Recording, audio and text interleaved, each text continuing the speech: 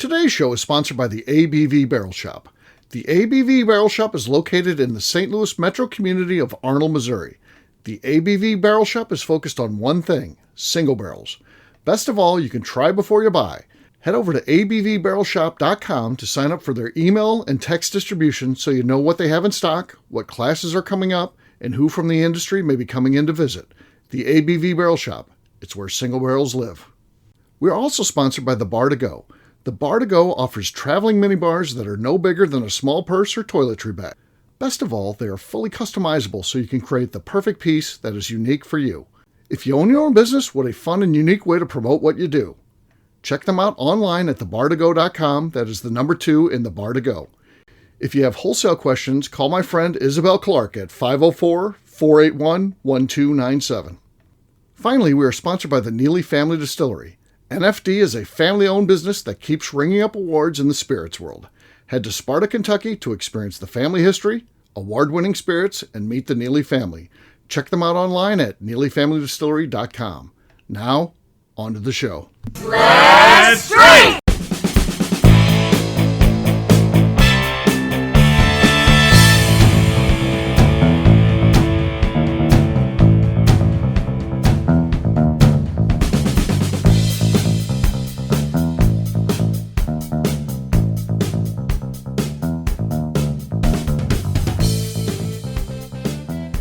Welcome to the Bourbon Daily, the podcast about everything bourbon delivered to you every day of the week. Today on the show, we discuss a major scam where wine and whiskey futures were fraudulently sold. My name is McNew. Please join me to welcome my co-host, Steve Akeley, along with our special guest, Aaron Roy and Tim Swyatt. Blink twice if you're okay, McNew. Oh. It's like, why would they fraud wine and whiskey? Fraudulent. Yeah, fraudulent. There's there. I got it. It makes more sense now, but it did not. But I was trying to read it. I gotta start putting big words in there for McNew. Yeah. This is the second show. Please. We're in trouble.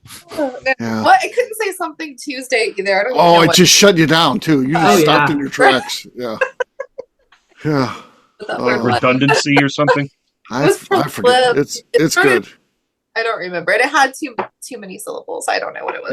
Yeah, she wasn't happy. So we're going to be talking about this situation and the guy's sentence and all kinds of stuff. We'll get to that, though, after the break. For right now, Kathy said there's something she wanted to talk about. What is that, Kathy? I do. So I want you to think back. Some of us have to think back further than others to recess. Were you a pickup game kind of kid? Were you a playground equipment kid? Did you play games? Did you go to the smoking area? Smoking area? Great Smoking area. Smoking, just chain smoking. 15 minutes. Get out my pack of bubblegum cigarettes. Right. What was your recess go-to?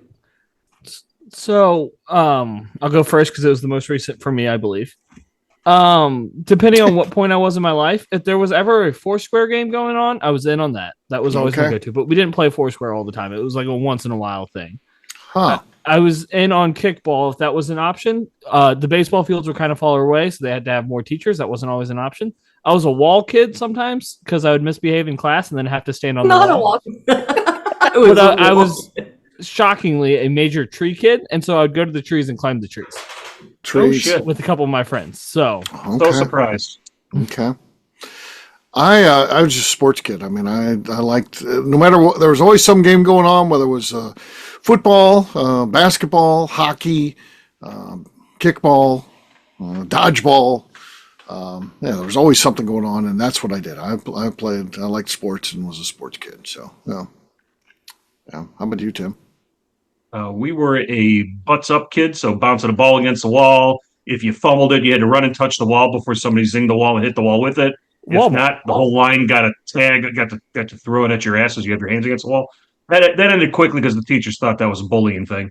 So we'd create games and tag games using the playground equipment, and it was dangerous. That was cool. Yeah, it was cool. Okay, all right, McNew. I wasn't an equipment kid. We had a big thing in the middle of the playground called a fort. We called it the fort, and it was this wooden structure with poles to slide down and monkey bars. It was a whole thing. Love the fort. Also like the swings. But on the swings, they got really cliquish because there's only so many. So we were always trying to like form like girl pop groups. So if you were in the group, you got to swing. And if you were not part of the group, you were not allowed on the swings. I hated those girls a lot of times in elementary school. We were not nice girls. we were always forming the Spice Girls because there were 5 swings. So if you didn't get to be a Spice Girl, you could not swing with us. And how was it determined if you could be a Spice Girl? Really, whoever Rachel liked that week was kind of. Rachel was running the show. Yeah, Rachel. She was calling the shots. The warden heard Darren's show the other day where he talked about when he was in college. Some girls in the dorm room had a sink full of dishes, and he went in there and washed all of them to help them out. And he just wanted to help because the sink was filled with dishes. And even the warden was like, I know why he was washing them dishes. They were pre-vet, okay? She's oblivious about everything. Even she picked up on that one. She knew. Oh yeah. She's oblivious. Most things fly over her head. Yeah, she has no idea. Yeah, I doubt she knows even who the Hawk Tua girl is. Yeah. Oh, jeez. My God, she's famous, right? That's unbelievable. She's like getting money too. Like I know. Yeah. How the hell do you turn that into fame and notoriety and going up on stage with country music? She'll be a country music star soon. So I'm sure she'll have her album out. Zach Bryan the other day. Yeah. And Zach Bryan's not a small guy. Yeah. Right. She just got herself an attorney at a PR firm and a manager after Shaquille O'Neal talked to her. Yeah. And all those people that put all that stuff up online that made money on T-shirts and stickers and everything like that, I'd be a little afraid. Yeah. Yeah. She's not. Yeah. She has the backing to come after it. They're going to have a very large lawsuit. Yeah. She will make her money, not have to work at the Spring Factory anymore. The Spring Factory, yes. I was gonna say, could you imagine working at the Spring Factory and then going out to the bars one night with your friends, and then overnight, like you wake up, you probably don't even remember what you said. Honestly, Right. It was and we're like, oh, okay. Your life flipped upside down overnight. Good for her, though. I hope she's getting all kinds of paid. Good for her. Happy for her. All right, McNew. I was wondering what McNew was going to say about her. No, I freaking love it. Like she was just. Oh, McNew never knows. She's a wild card. Jennifer Lawrence, she hates Jennifer Lawrence. Yeah, I still don't understand that. Yeah, I don't understand it either. I want my celebrities to be better than me. Hawk Tua girl was not a Hawk celebrity. Tua is, Hawk Tua is classy. So yeah. Classy. Yeah. No. Yes. Yeah. I get what you're saying now. Now that you've clarified by like you like your celebrities classy, I can see how Hawk Tua. She wasn't a celebrity. She was a normal girl just saying dumb drunk What shit. is she now though? She's a celebrity now. No, she's riding her 15 minutes. I think this one's going to extend longer. She's not a Hollywood actress. She's not in movies. She's not in films. She's, I want my actresses to be like old Hollywood better than me. She's going to be an actress now. You'll start seeing her in TV shows and shit. She is now an actress. She'll be holding product for 5 minutes and getting paid $10,000 and good for her. Happy for her. But she's not going to be walking award shows, falling up steps. Okay. But you would totally do that, McNew. I mean, I'm not a celebrity. I'm not better than anybody, and I shouldn't be. But if you were a celebrity, you would be acting like you're though. better than everyone. Yeah. Now that Hawk Tua is famous, do you now have to elevate her in your mind? Because she now is famous and she's because she's on like stage with country music stars and stuff, and probably going to be Zach freaking Bryan. I know, Zach Bryan. But she's like influencer famous. She's not like, I'm in a movie. She had no social media profiles. She's not an influencer, and then influence her name. I think that she's, there's some people like Jennifer Lawrence who work their way up and star in crappy movies, then get a little bit better, and she's the best thing in the movie, and then so she gets a little bit better movie. There's some people who do that, and there's some people who are just like a shooting star. They shoot to the top, and that's what Hawk Tua has done. Kim Kardashian. Yeah. No, I like Kim Kardashian. Don't forget about Oilers Kim girl. Kardashian. How can you not like Jennifer Lawrence, but you like Kim Kardashian? Because I've always just been kind of like Kim. Jennifer tries to be so relatable. I don't want you to be relatable. I want you to be a celebrity. Go be a celebrity. Be better than me. No, we don't. I want normal celebrities. You like Dolly Parton, who's like the most normal celebrity in the world. She just bees Dolly. That's all she wants to be. Angel. That's totally different. I think Jennifer Lawrence is going to be our new Dolly at some point. Yep. Oh my God, I'm going to go jump off this planet. I can't handle it. The world is ruined, Steve, you might say. It's ruined. Watch her episode with Zach Galifianakis on Between Two Ferns. Uh-huh. She's normal. Amazing. Yeah. Amazing. The comebacks on that one. Oh, Spectacular. I fell in love with her then. Low maintenance. Low maintenance. Yeah. And the other thing about her is she's quick and witty too. Like Yes. most actors, they can act a person, but they don't have any personality for themselves. Right. They have to memorize a script. Yeah. Her and Chris Pratt try to make each other laugh. That's another YouTube skit they did. That was hysterical too. Yeah. Wow. Comedy genius. Kathy, you asked the question. What's your answer? I think Jennifer Lawrence is fine. Was that the question? Yeah. No. Okay. No. We always had soccer games going. Soccer. Did you go to school in Europe? She went in Europe, yes. Yeah, I did. Oh. Can't you tell by my accent? Soccer. Mm-hmm. I played soccer a little bit when I was like 5. Yeah, that was a good game when you're like 5 because you can't hit a baseball yet and stuff, so you just run around. Yeah. Great And then sport. when you actually become an athlete, then you like real sports, not sports where Right, someone because touches you and you fall to the They ground. run for 90 minutes straight. So I'm Yeah, pretty well, sure so do joggers. I mean, that's a great sport to watch. I had running for more than 90 minutes, a couple hours. Some of them. It's not fun to watch. I don't know, soccer, 1-0. It's a killer game. I hate soccer, but Or 0-0, and they'll say it's a killer game too. Oh yeah, It could Which be no was goals. Portugal and Right. oh my God, who the hell played against this afternoon? France. Portugal and France today. That was a spectacular game. 0-0 through everything. Finishes in penalties. The drama, the tears. Oh, it was awesome. Why, if soccer is such a great game, why is everyone who likes that sport such a tool? That's what I don't understand. I'm like, What? Why? I don't understand. If it's good, why can't just normal everyday people like it? It's always got to be some horse's ass that thinks it's the coolest thing. It's dumb. It's dumb sport. Because we have to defend ourselves from all the other horses' asses out there that make fun of us all day long. You're a soccer fan? Enjoy What do your you know about baseball. soccer? What do you know about Enjoy soccer? your baseball with your pitch clocks now. You guys can't even regulate your own game. You need a clock to do it. It's amazing. He's just angry because of the Cubs. I get Yeah. it. I I get hate it. the Cubs. If I lived in Chicago or land, I'd be pissed too about baseball. I'd be like, oh fuck it. Yeah. Creepy Cardinal fans. Oh well. Oh, fucking Cubs. But you played every soccer. Kathy was soccer. Great. Perfect. Yeah, that was my game. We played. That was it. God, you lived a boring grade school life. Yeah. Well, I mean, we did equipment stuff too. And then when you're girls, you always have your little girl groups that would run around and just, Regulate who gets to sit on the swings. gossip about the other girl groups. Oh yeah. We had one that used to kiss the guys against their will, and I mean, they wouldn't even allow that today, right? I don't want to say the woman's name. It would be like sexual harassment suits. I would guess, yeah. Yeah. She would always run around. That's around herpes.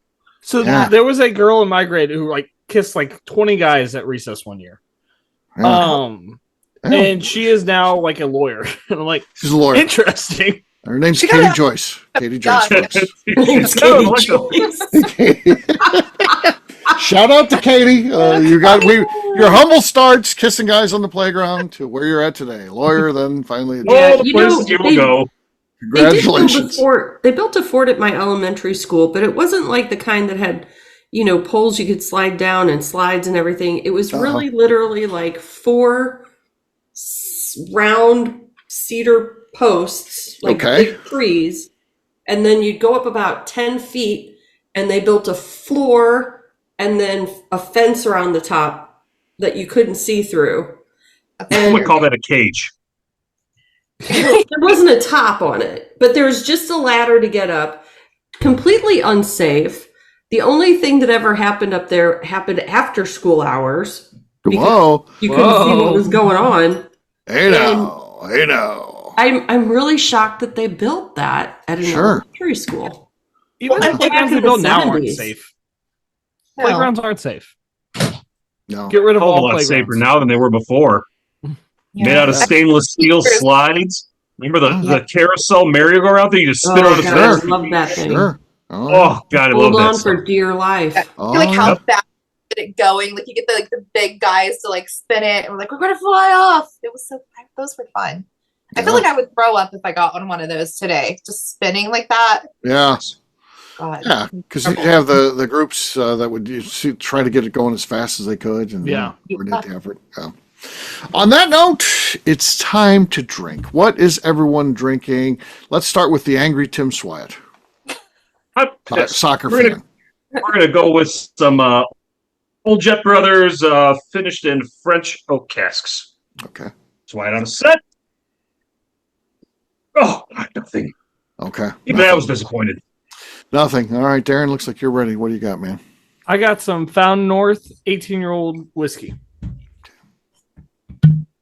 Okay. That's enough to take the lead. Could be enough to win this thing. We'll see. We'll see how it plays out. Next up is McNew. I'm going to go with some Moonlight Mayhem from Filmland Spirits. Okay. That's our new lead. All right. Kathy? I've got some Yellowstone. Oh, shit. Okay. Another new lead. Everyone's just barely exceeding the previous person. They're just, I'll see if I can do it, if I can keep the trend going with Penelope Architect. No. Kathy wins. That was bad. It's not a win to be proud of. No, there's nothing to be proud of there. I would like to share my win with all of you. All loser winners today. Sure, loser winners. Cheers. All right, we'll take a quick break, and then when we come back, we're going to be talking about a $13 million wine and whiskey fraud. We'll do that in just a few.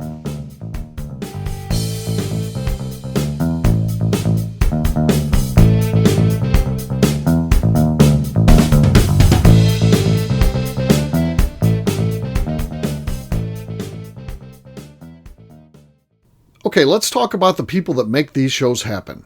First up is the Stave and Thief Society. Via their in-person class at Moonshine University in Louisville, Kentucky, the Stave and Thief Society is the place where you, a bourbon enthusiast, can expand your knowledge and emerge an executive bourbon steward. In 2017, I completed my executive bourbon steward certification. It's the most comprehensive bourbon certification available and connects you with an expansive network of bourbon enthusiasts and professionals. Check out the full listing of in-person and online certifications and join the society today by enrolling at staveandthief.com. Speaking of executive bourbon steward certification, the ABV Barrel Shop in St. Louis, Missouri has developed a unique partnership with the Stave and Thief Society to offer a preparatory class to assist you in getting your executive bourbon steward certification. This prep class costs only $25 and is available to take live or online via Zoom. Graduates of our class receive a coupon code good for 15% off your executive bourbon steward certification held in Louisville, Kentucky. This saves you almost $90. Additionally, you can collaborate with fellow attendees to split travel costs when you go to Louisville. If you're interested in signing up for the class, simply head over to abvbarrelshop.com and check out the classes and events page. Last but not least, we are sponsored by Neely Family Distillery. Royce Neely is the 11th generation distiller in one of America's oldest distilling families. A visit to Neely Family Distillery takes you through family history, where you can see all the artifacts and newspaper clippings through the years from this family that started distilling in America after James Neely arrived from Northern Ireland in 1740. Today, Royce Neely and his team are crafting some of the best spirits in America. Their bourbon and absinthe offerings keep winning top honors in the spirits competitions. Recently, their absinthe made history as the first platinum winner in the absinthe category at the San Francisco Spirits Competition. Neely Family Distillery is definitely a bucket list destination if you are a bourbon fan. Learn more about their spirit offerings, visiting their facility, and the awards they have collected over at NeelyFamilyDistillery.com.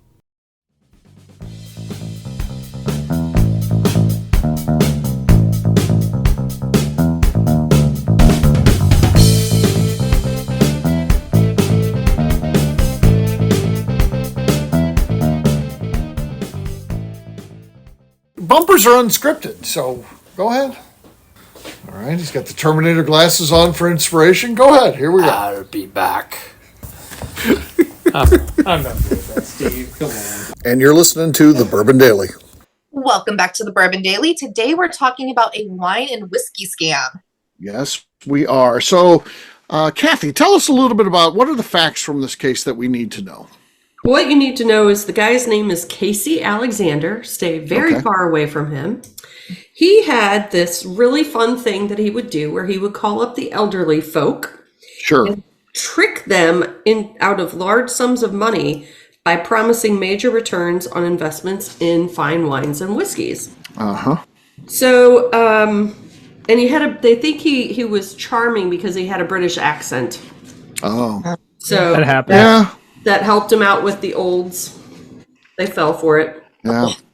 I hate this kind of shit, by the way. In 2020... Preying on the elderly. Yeah, one of his victim's sons called the Highland Heights Police Department in Ohio and said his father had been defrauded out of $300,000 in 18 months by this guy. Wow. $300,000. And so they started looking into him, and he had scammed over 150 people who had invested in excess of $13 million to this guy. And I guess he had a few helpers. And it's incredible how much he got away with. Because when he was arrested, he got out on a $50,000 bond. Which is nothing if you do the math. Right. Yeah, he had 13 million hanging around. And his penalty was he was sentenced to 3 years of probation and was ordered to pay back $200,000. Yeah, I don't not even from that one guy. That doesn't even pay that one guy back. That's crazy. I'm not very good at math, but this isn't adding up to me. What's to stop you from? I mean, it seems like you're incented to do it. Why not? 3 years of probation, and you net out some pretty good money. I mean, I mean, but you do your 3 years, and you're like, well, might as well do it again. Like, no, you learned nothing from this, right? Yeah. Or he's just going to buy a beach house on an island somewhere and never see the world again. Yeah, I mean, he doesn't have that much money, but like, he could go chill. That's what a lot of these guys do. Yeah. A lot of these fraudsters buy real estate in countries or counties in the United States where they cannot go after their primary residence or residence itself. So what we're just saying, real it's not our problem. Good luck to you guys. Right. Yeah. So I'm guessing this is not civil case that was settled, and everyone could go through and civil case and sue him again. But they're in their 80s. How much time do they have? But still, this guy deserves to be bent over the table. So he does, but you don't know the mental capacity. It's diminished in Then you're like, oh, you got to go to court. This guy's probably not where they're from. He's using the phone and wires, so travel. If you, it's just terrible. I mean, it is. I think it's an important lesson because my mom is aging at this point. We have aging parents. You got to teach them things. Like they taught us phone. You got to teach them not to answer damn phone numbers they don't fucking know. Why do they do this? If it is not in your phone, save under a contact. Why the hell are you answering it? Because she will be all the time. This number called me. Great, ignore it. My mom does this shit all the time. Nothing like giving away money yet, but she's on the verge of this stuff. Well, she'll be like, Citibank sent me an email and said my account's closed down. So I called them. I'm like, I don't have an account with you. I'm like, Bob, don't call them at all. Don't call them. You don't need to call anything. Ignore it. Why can't Citibank's not sending you an email to say there's a problem with your account. No one's doing that. And what they do is they send them out to play hit with one that it is. Eventually, if they just keep sending out banks, they're going to get the one that you bank at. You're going to be like, oh shit, I'm in trouble here. So don't fall for this shit. What bothers me more about this guy is this guy actually met at least one of these people in person. So he went out into the field and walked and strong-armed somebody to give him money. And in my line of work, we have between 4 and 5 abuse claims a month that we're working through. And what they're trying to do, get you on the phone or get you to call back, they're recording your voice to get through your digital imprint of your voice to get through all the voice protected ID stuff. So when they ask you yes or no questions, they want you to answer yes and no, because what do we prompt when they have your voice now imprinted? Right. So it's awful. And these people don't stop. They don't stop calling these people. They pester them. So what do these folks do? These folks pay them money just to hope that they go away. But when you got an asshat like this coming in and knocking on doors, Now that's harassment. Yep. Because they're not going away, and those people are scared. And it's, I'll be honest with you, McNew, you said it. Stevie said, check in on your parents, listen to them. Who's come over to the house lately? Install a Ring doorbell so you can keep track of them. Else can keep track who's coming up to the house. It sucks. It's bad. She'll be like, I got this email, and I'm like, okay, great, delete it. Like, why are they so concerned with answering everything? Yeah, be rude. Stop. Yeah, if I'm the son or daughter of these parents that got, at least it was whiskey, and it wasn't a boyfriend trying to fly over that I fell in love with online from Dubai, or pick your country, or the female who's stuck in customs and can't get out of the local airport. If we'll fall in love, we find new love. That stuff is just heartbreaking. Yeah, these people. Now they're extorting these people, trying to get them out. It's some call center and my buddy's grandfather, my buddy Charlie, his grandfather lost millions to these things. Yeah. And they passed those names around apparently because he kept getting taken by all kinds of people. And how they all finding him. And unfortunately, and this was a great business person. He had built this great business in the roofing industry. And built this thing up, and he hung out with Ted Drews. For our St. Louis listeners who know who Ted Drews, he's a buddy with Ted Drews.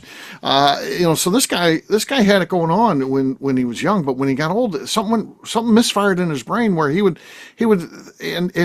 remember when he got screwed over, but he would like, no, this one's legit. If I send them $50,000, I'm going to get $750,000. This is all I got to do is, but they tried to stop him and try to court and all this stuff, but he kept getting around things or get access to his money and send it to people. And eventually he died penniless. He gave away all his money. So sad. Gave it all away. And they're not stupid people that this happens to. Right. Like, they're not dumb people. They had great careers, great lives, taught their kids great things. But they get so looped up, and it's just so freaking sad to see all the time. And this guy, he told his victims that they could buy a portfolio of fine wines and whiskeys on their behalf and then hold the purchase in a bonded warehouse located in Europe until sold for profit.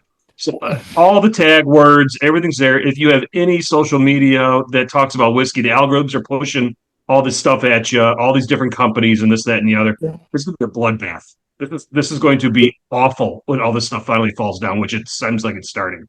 Yeah. You guys get those, like, I occasionally see them on Facebook where it's like, invest in whiskey, and it's like some distillery I have never fucking heard of, and I'm just like, I will go Google the name. I'm not clicking on links, but I'm just kind of like, it's not even a thing. Like, what is this? There's been some pretty big companies looking to take it to the next level, doing crowdfunding like that and crowdsourcing like that recently closed a couple months ago. Yeah. And you think you know who I'm talking about. Even I was looking at that one. Like, is this thing really legit or not? Because, Yeah. So I don't know, and all that stuff.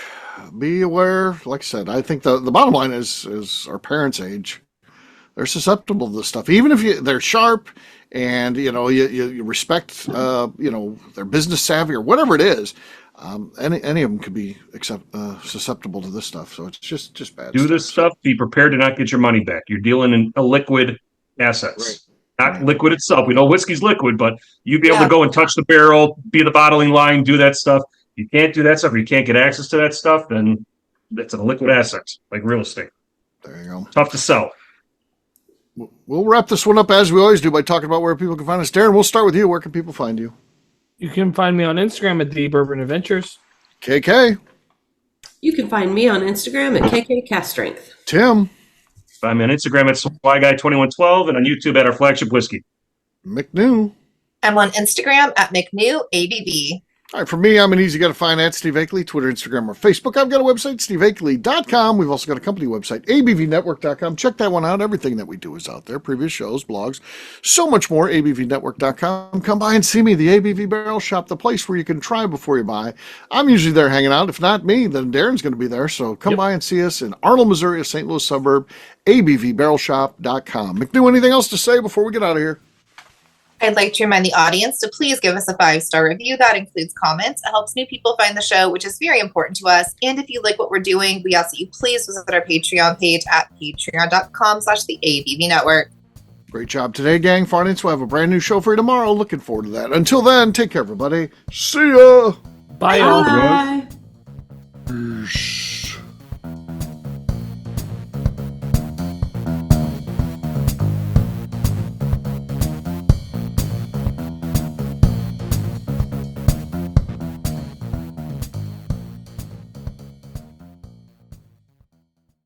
Before we let you go, let's talk about one last thing, the ABV Barrel Shop in the St. Louis community of Arnold, Missouri. The ABV Barrel Shop is focused on a couple of things. First of all, single barrels. We are the place where single barrels live. We go to distilleries, taste through the whiskey, select the best barrel, and have it shipped to our store where we present it to you, our customers, by allowing you to try before you buy. We're also known for the classes that we have in our education center in the store, as well as the events we have with industry professionals from the bourbon business. If you are in the St. Louis area, please come by and visit us at 6 Fox Valley Center in Arnold, Missouri, or at a minimum, at least sign up for our email and text distribution so you know exactly what's going on in our shop over at abvbarrelshop.com.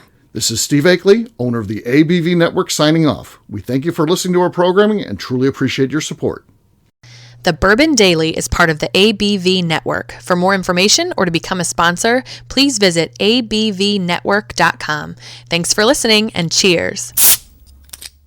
This has been a Steve Akeley production.